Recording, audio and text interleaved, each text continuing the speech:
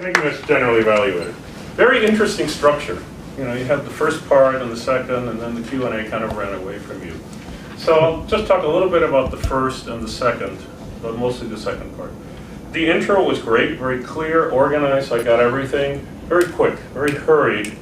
You might want to think about cutting down from 5 to 3 points and then spending a little more time on each one of them. It worked for me, but I have a sense I'm not sure I'm going to remember the 5 points tomorrow. There just wasn't enough meat in there for me to carry it forward.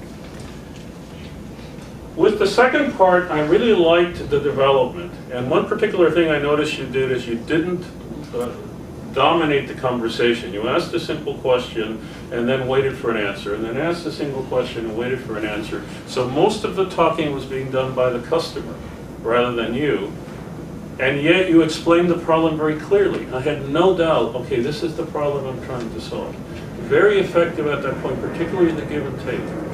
Where I started to get lost is in your handling of objections or lost opportunities. In particular, the question about, are there other people in my industry? Lost opportunities there. What is similar between restaurants and fitness trainers in this particular business? And that may require some probing, you know. So try to build similarity, try to build common ground. Secondly, if you hear as part of that something that is unique, then you say, wow, something new, something unique, something really wonderful. Would you please work with me so that I can tailor my product to your business? That would have sold. So lost opportunity to sell there.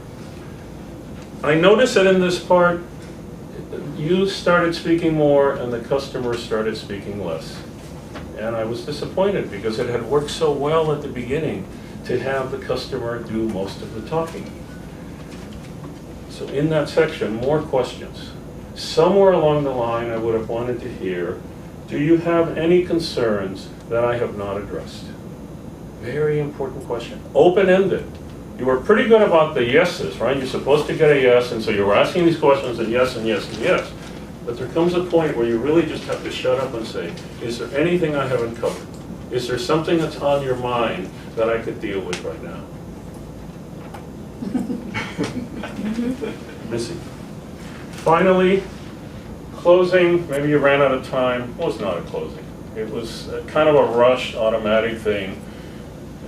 A closing is getting a commitment rather than just getting a yes.